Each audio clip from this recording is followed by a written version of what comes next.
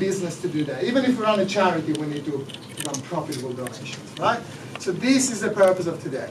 And if we agree that this is the purpose of today, Yanis from Google and David from User Conversion will give you plenty of technical stuff that you can go and do. But there's more that we can do also to win some more revenue. The first one is a 100% free audit. Now, we run two audits at Genie. One is a light audit that we use to see if there is an opportunity for us to work with a client, and we don't charge for that. And the second one is a paid-for audit, where we run an audit of the whole account, and then we give them a big, fat document that states exactly what we don't think is right in the account, why, what they should do instead, and what results those changes should make. Now, two of you will get it free, totally free, no string attached, we won't sell you afterwards, totally free. It could be anonymized as well, so if you have an agency, you can just pass it on. There's a trick to it, there's a little caveat, but it costs you no money, it comes at the end of the session. The second thing that you can do is to look into CSS. Anybody not familiar with CSS? Good. Imagine, yes, everybody. We don't know what the hell CSS is. So, if you do PLA activity shopping, and you still show the Buy Google sign, you could potentially save up to 20% on your bids, increase the traffic and all that, just 100% for free, for no other string attached. Talk to us, talk to James, talk to Kieran, talk to O, talk to anybody who's from Genie. They'll tell you how to do it. There'll be no need to give us access to anything. It doesn't even have to be Genie, it could be some other CSS if you want to. And it'll be all free. You still manage it the way you do today, but you potentially save up to 20% of your bids. That's a quick win. So if we agree the CRO is about driving profitable, scalable, and predictable revenue, this is a quick win. And if we're not doing it, we're not really serious about driving that revenue, I think. So this is basically the funnel that we look at today. Awareness and traffic are the stuff that happens before CRO comes into place, at least on site CRO. After we look at acquisition, whether that's a database growth, whether that's whatever it is, and down to revenue, right? But I think there's more. There's more than that, certainly in the business, but it's actually more than that in CRO, and that CRO can help you with, which is the latter part of the funnel, which is retention, referral, and I call it tribal, the tribal effect, which is the advocacy. We'll be addressing some of that as well.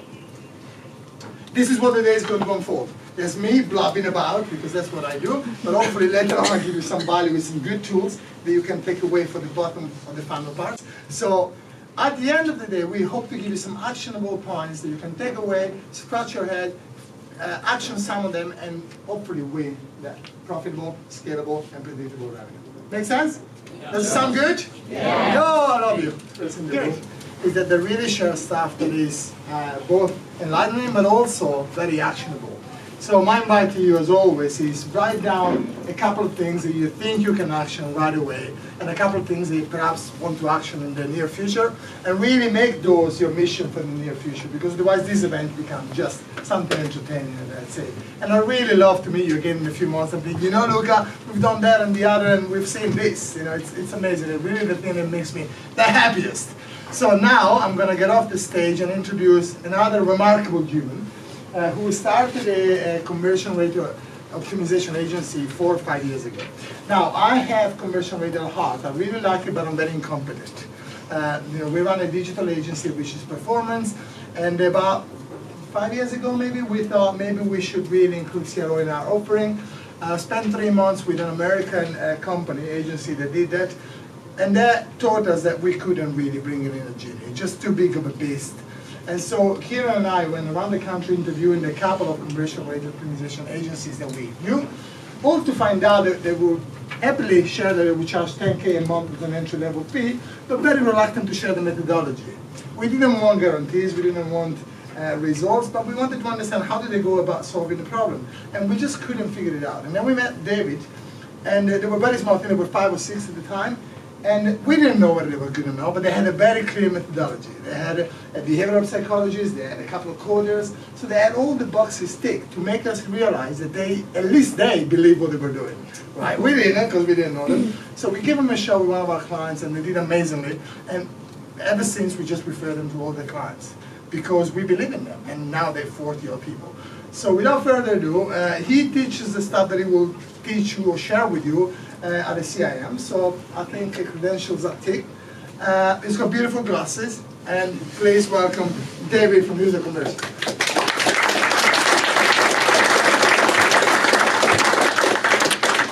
Hello. Is this thing on? Can everyone hear me? Grand. Right, let's figure out how to do this.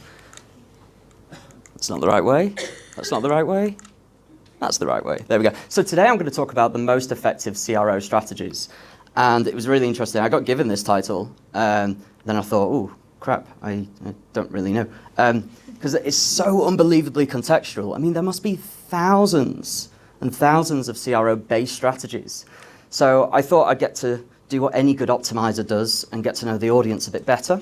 So if I can invite you all to take out your phones and go to kahoot.it. And whilst you're doing that, let me see how techie I can be. Yeah, most likely. So yeah, so go to kahoot.it, enter that pin, and it's just there. And then I think we get some funky music. There we go. Great. And you'll see you're coming in. I've just got a couple of questions to ask you. Again, like any good optimizer, want to know the audience, want to know the users, who we're speaking to, what are your motivations, what are your anxieties. So let's get to, what, like 50, and then we'll play. There are no prizes. Unlike Luca, I haven't written a book, so I don't have any books to give away. So I'll give it some hugs if you'd like, I don't know. Not as much as Luca. Okay, let's get going. Let's start. I think you could still join after this. So, that's not the first question. Are you ready? Hopefully you will be. How mature would you say your conversion rate optimization process is? So, red is red, green is green. So, are we very mature, somewhat mature, not mature, or we don't really do it? There's no right or wrong answers, by the way. Just some funky theme music. Okay, so most people aren't very mature. Well, sorry, nobody's very mature. So that's really interesting. Okay. What about A/B testing? Do you do any experimentation? Yes, we've got a high cadence. I'm guessing nobody goes for that. Yes, with a semi-high cadence. We dabble, or no?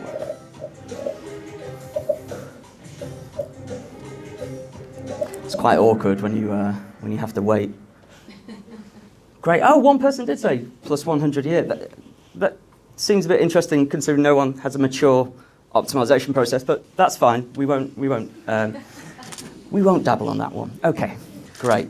What about next? What skill sets, plural, would you say that you're lacking in the most in your business? Analytics, research, development, design. Remember, these combine to create conversion optimization. You need these skill sets to be, I guess, good. But mature in CRO.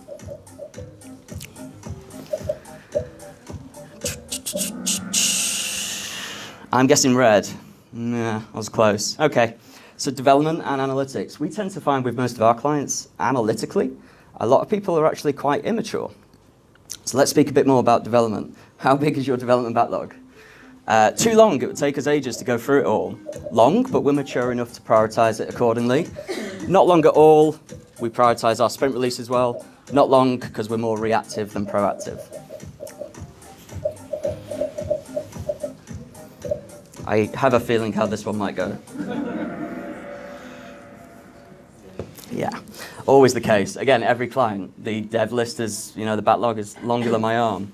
What about this one? How do you prioritize what goes into your development backlog? So I'm just curious as to how things are prioritized, I guess. Effective hippos. No rigorous methodology. We don't, it's a mess. We get that one a lot as well.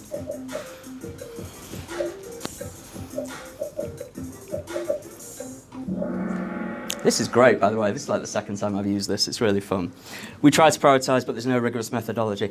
So working with some quite large businesses, which I'll show you a slide of who we work with, I would say 9 times out of 10, it's exactly the same, which is they try, but there's no rigorous methodology. Now, interestingly, how many times do you think I've been to Walt Disney World in Orlando? I am, by the way, the most uncultured, westernized person you'll ever meet.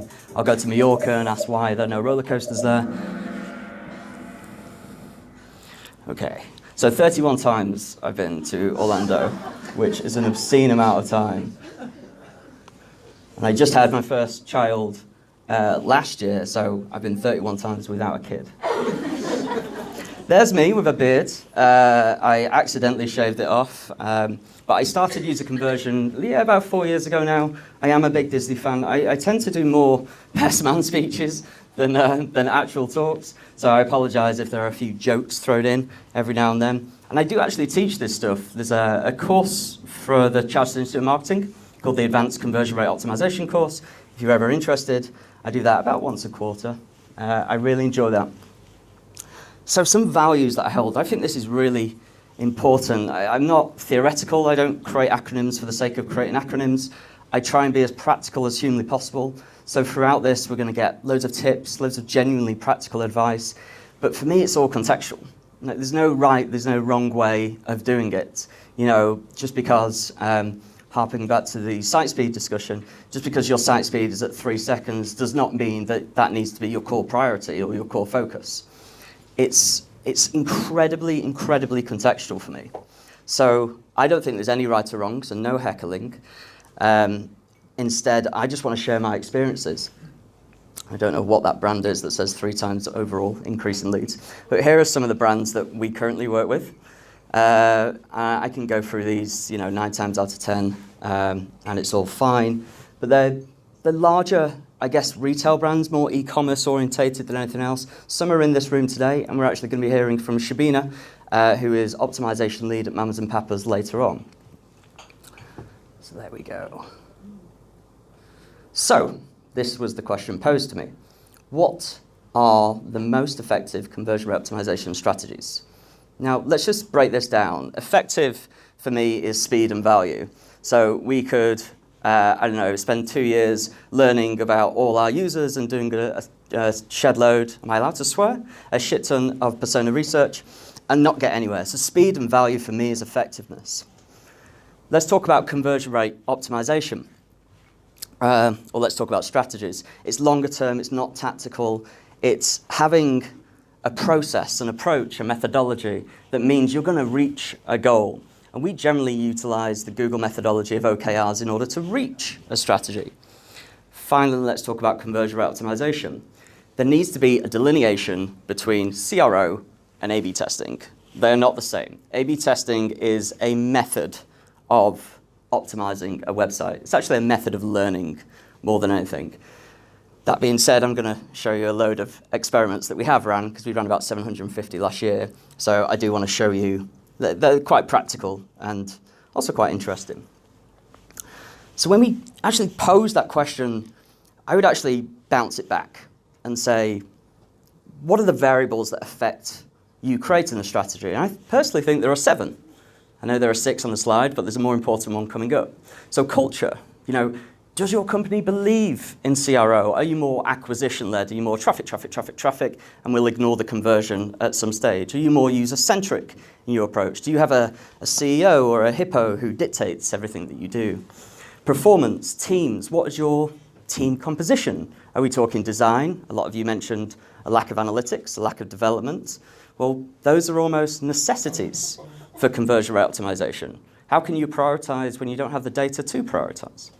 Etc., etc. But the one question that I often get asked, or I pose, is how do you change stuff on your site? Like, talk me through the process of actually how you make changes on your site. Do you have sprint releases? How regular are the sprint releases? How big is your dev team? How do you prioritize? What goes into the backlog? How big, how long are they? How much resource do you have, et cetera, et cetera, et cetera. And I think this dictates, alongside of the 6 other things, what your CRO strategy should be. I think there are so many variables at play here. So I'm going to give you some scenarios instead of saying, here are some really effective strategies. And the scenarios are actually quite common ones, and they actually, thank God, relate back to the fact that people have a lack of development resource or a lack of analytical resource. I'm going to go through all those because I think it's quite fun. So, scenario 1. This client that we're about to talk about understood where the problem point was with an assumed reason as to why that problem exists. They needed a fix quick. They needed a fix quick because it was their peak period coming up, and they had promised stakeholders X, Y, and Z. So peak period was coming up. They had specific areas that they'd already highlighted as problems, and they had an assumed reason why that problem exists. I'll take you through who and what it was. They're not very mature within optimization nor experimentation, although they had done some A/B tests before. Their development resource, like everybody, was limited. So here I would try and validate those assumptions. I would use data to identify those friction points throughout that journey. Speed is everything. At the end of the day, if they've got peak period coming up and you need to prove something for trade purposes, then we need to be really effective here. And when we're doing experimentation, for me, it's not about learning. We don't have that time. It needs to be about gaining.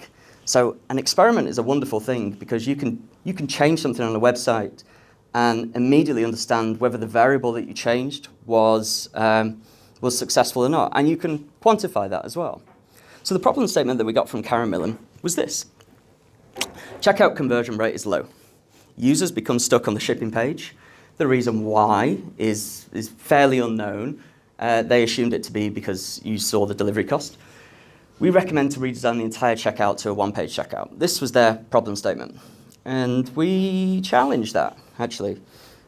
I think when you discuss things in templates, you tend to get very stuck on the template and not what the problem actually is. You almost get blinkered by the core user problem. And I'll talk about that in just a second. From user research, we identified that the shipping page did have like a high level of friction, but it wasn't the highest, actually. And the very first thing that we do that I would recommend to everyone, create a funnel. How many users go from A to B to C to D to E?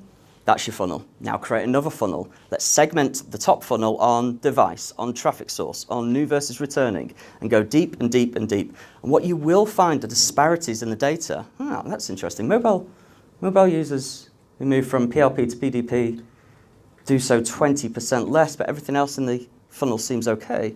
That's odd. And that creates like a bit of a red flag. So we did all that. And this is what happens when you tend to think in templates. So the first tip of the day is don't think in templates. Let's take this scenario of this is your checkout. You have cart address choices, delivery choices, confirm and payment. The biggest drop-off was delivery choices. Okay, so does that mean that we need to optimize that page? No, not necessarily. The actual user problem, once doing some research, was identified that the delivery choices page was the highest drop-off because users didn't have the expectation of delivery. This is the first time they see the delivery costs. So the problem is actually setting the expectation of delivery costs prior to the choices page. So when you think in templates, you're only going to optimize the single template that you think is the problem. When you think in user problems, you're going to optimize an actual, user-centric problem. So we ran some data, and we actually identified that the highest friction point was the checkout, so the payment page, so payment to confirm. And what we found is that when users clicked continue to payment, users would ask these types of questions. Is this right? Am I supposed to press this button? What is my order? Et cetera, et cetera. And we actually found that there was a mismatch in trust. They use a payment provider called Adyen. I've never heard of it personally. And it just took users from the Karen Millen payment page directly to this rather random, do you use Adyen? Is that why you're smiling? No, okay. This might be useful. We found that users didn't really know who Adyen were. It took users from the KM site to this random page that had very little KM branding. So what we did is that we tried to address that friction. We intentionally, and this goes against everything we've just heard, we intentionally slowed down that loading time to go from payment to payment or payment page to Adyen. And we gave users context as to who Adyen were, being basically like, don't worry, you're in safe hands. Look, we're now taking you to this secure payment page. That's your order total for reference. And here are some trust logos. Please don't click back on the payment page, because if you did click back, you go all the way back to the cart and you have to start again. So giving users context and intentionally slowing them down was of a benefit to Karen Millen. And I would wholly recommend actually trying to identify where the problem exists and why it exists. Think not in templates, but in user problems. And you can see that, in just 3 experiments, we really assisted that checkout conversion rate flow. So you can use experimentation for game purposes. Let's take another scenario. This client needed assistance in using experimentation to learn. I love these types of people, because experimentation, it is designed for learning purposes. It's designed for knowledge, not for game. And prove or disprove development effort. Cracking example of this, I do like it. So this client, they were Flannels. Flannels are a big menswear brand, starting in Manchester, which is where I'm from. They wanted a business case for future investment. Specifically, their problem was model imagery. If you go on the Flannels website currently, you'll see product shots. They wanted to understand the impact that model imagery would have on their site. Really cool example. Very heavy investment. So they wanted to validate that hypothesis. Does using model imagery increase our conversion rate? Is it worth that investment? They had political areas in the business because they're owned by Sports Direct. They wanted to understand the cost versus the gain, so the investment and the effort versus the output, etc., etc.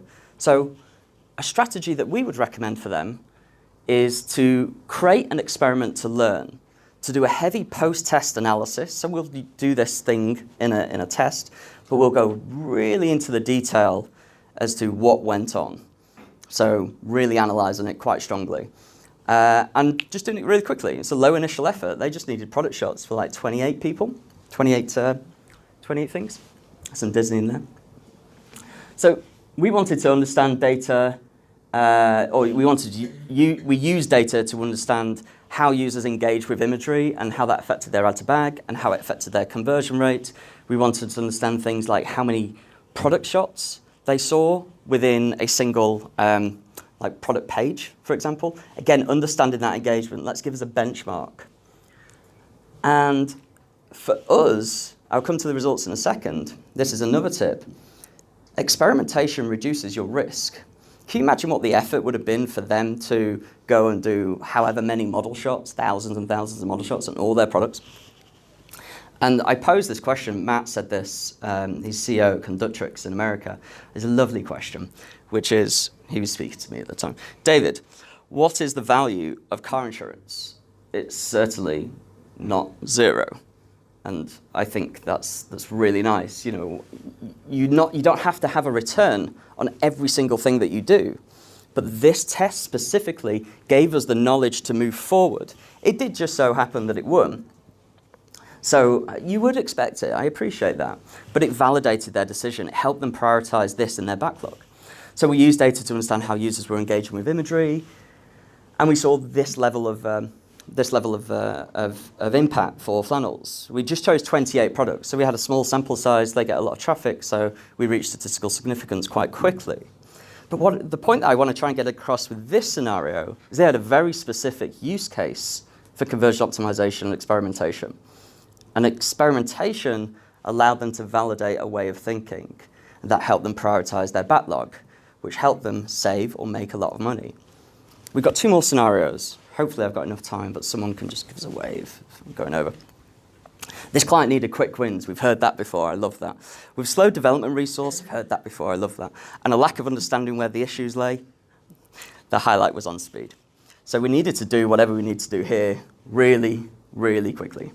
So we utilized experiments to gain that kind of mentality. Okay, well, if you've got no dev resource, then we'll use A/B testing as a method to hack JavaScript on the website to show what we need to. It's usability focused. There's a lot of usability issues, and speed was obviously our core, like one of our core requirements. So this is a nice example. One of the things that I really want to get across to you guys is this. So I would almost classify any change in a website to be classified into one of these 3 components. Usability, making something easier to purchase. Anxiety, preventing a user from purchasing. And motivation, what persuades a user to purchase. Now there's some research, and I can't find it for the life of me, I just remember it a while ago, that suggests that if you do an anxiety-based change on the website, it has 10 times the impact of a usability-based change. So if you address a core user problem, it has a 10 times more impact than making something easier to use. If you address a like persuade a user to purchase. So we're talking propositional elements. We're talking things that genuinely make a user want to purchase that product with your brand. That has 10 times the impact of anxiety. So I would really encourage people to think in this way, because I do believe that a lot of the industry is stuck over here, which is I'm going to read case studies and blog posts and they're going to say, make this button color larger, or I don't know, we should have a burger menu that has the word menu under it. These are not behavioral changing things. These are making things easier to use. So a recommendation, there we go, a recommendation that we had for this client was they had so many usability issues, was to bundle all of them together, or at least within that template itself. So we used data to understand where in the funnel users were dropping off, as I mentioned earlier. We did a sprint with them within 1 hour. So we sat everyone down, we presented the user problem statement, we presented some evidence, and collaboratively we created a concept and an execution. And we went away and did that within 1 hour. We actually, when you experiment, you do it within 1 day, because sometimes the dev time can take X amount of time. This is one of our, I would say, most successful formats in which we work with clients personally. When's the last time you all got together with your stakeholders and you said, let's get together in a room, just 3 or 4 of us, let's get the receptionist, the cleaner, it doesn't matter who, we'll present a problem statement, we'll provide the evidence, and we'll collaboratively create the solution. I mean, it's design sprint by Jake Knapp 101, right? But putting it in context to your business, I am telling you now, this works. It really does. And we created this. And this was the original for a company called National Holidays. Really hard, this one, by the way. So you would select the number of people that you wanted, be like, right, you get a bus, a coach, and a hotel. You're like, right, I'm going to go for, there's 2 people, I'm going to go for 2 single ensuite rooms. But what was happening is that that's actually choosing the number of each room you require, not the number of people that were going. This is an elderly audience because of the sheer nature of the product. So what users were doing is that they were clicking 2 single ensuite rooms when really they wanted 1, or 1 double ensuite room. Really quite complex. The variation is we changed the entire structure. I have 5 minutes. We changed the entire structure. How many are staying? How many rooms do you need? And then choose your rooms that were populated from the previous 2 questions. So we staged it. We actually made 18 usability-based improvements on that page alone. We did it in a single experiment. It's how not to experiment 101. Everybody tells you that you should isolate a variable. That's absolutely fine, and yes, you should. But contextually, when you're up against peak periods, speed, a lack of dev resource, this is the type of stuff that you need. We saw a really nice improvement in conversion rate for this. Like average conversion rate, the baseline was hit. This was so successful. But we didn't stop there. We actually, another tip, learn from qualitative behavior. Where are users clicking on the page? Like, how are they actually defining their journey? Data can only tell us a part of the story, but if you use screen recording technology, Hotjar, full story, anything like that, it enables you to take it 1 step further. So we did. We created an iteration, and we actually saw 32% less errors on the page. That looks like a negative. It was actually a positive, obviously. Because I've got 5 minutes left, I'm kind of just going to wrap up to some extent, but hopefully you can start to see that when we're talking about effective CRO strategies, my answer is it's contextual. Here's a really good, I really like this, I'll quickly go through it. We did some work for Biscuiteers. Pep says don't copy competitors, they don't know what they're doing either. I really advise you to look for inspiration elsewhere. If I'm AO, I wouldn't want to look at John Lewis, because it's a like for like. People are conditioned to a certain way of thinking, a way of doing. I would want to look at someone else. For Biscuiteers, we actually took inspiration from View. You know how you go to View and you're like, hi, my name's David. My favorite film is Disney film Tangled. We took that inspiration. We actually did that same thing on Biscuiteers using the theory of delighters. So when you land on certain products in Biscuiteers, we interviewed all of them. You say, well done, you've actually found Nicola's favorite biscuit. You can read more about Nicola. It's a very personal, emotive touch. And that did extremely well for those products. Oh, that's my last slide. Okay. So yeah, I guess if I'm wrapping things up, I would say Strategies are contextual to your business. I really advocate the use of sprints. I really advocate the use of thinking not in templates, but in user problems. I really advocate the use of thinking about those three components of usability, anxiety, and motivation. Think not what makes it easier for a user to purchase, but what prevents or motivates a user to purchase. When you start thinking like that, you'll start actually addressing real problems on your site. So with that, thank you very much.